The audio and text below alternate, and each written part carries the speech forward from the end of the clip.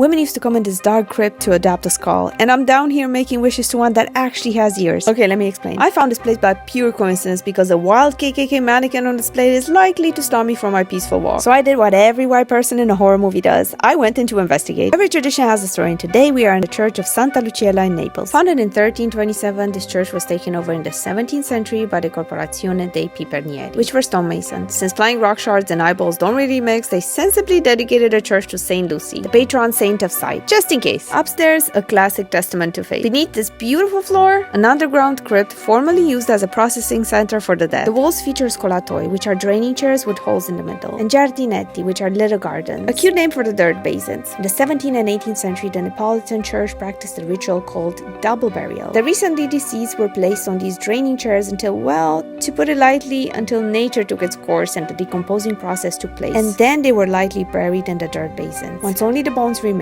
the skulls, or capuzzelle, were washed and lined up on the stone ledges as a form of respect. The belief was that striping the skeleton of flesh would literally wash away the previous sins. Think of it as the ultimate spiritual detox. Now that the double burial process had prepared the skull, it entered the cult of the abandoned soul called Anime Pezzentelle. Because of mass tragedies like the plague and general poverty, bodies were piled together and their identities were often lost. Since these anonymous souls had no family to pray for them, they were assumed to be stuck in the Purgatory fires. So locals, especially women, would come down here and basically adopt an anonymous skull. They'd clean it and pray for its soul to reach heaven. In return, it was expected to grant favors, offer protection, and even whisper winning lottery tickets. No pressure, right? And a little side note, if you're still wondering about those creepy masked mannequins on the entrance, stay tuned for part 2. Let's continue. Among the dozens of skulls in this room, one apparently listens better than most of your friends. The skull with ears. For centuries, people noticed two prominent flaps on the sides of the skull. Thinking they were naturally mummified ears, the skull became a legend. Well, the logic was foolproof. If it has ears, it hears prayers faster. It was basically seen as a direct hotline between earth and heaven. But in 1969, the Vatican said, no more, we're banning the double burial process. It's a bit too much paganism for our comfort. This and an earthquake, and the church was left to rot for decades. But 15 years later, a group of young locals formed the cultural association Respiriamo Arte, decided to restore it, officially reopening its doors to the world in 2019. And today I got to walk down those same stone steps, write down my wishes, and add them to a bowl full of tiny folded paper secrets and whisper my prayers to the skull with ears. And these tiny silver plaques covering the crypt walls, they're the actual proof that the prayers work. But more about these in the next video. See you next time. Bye bye!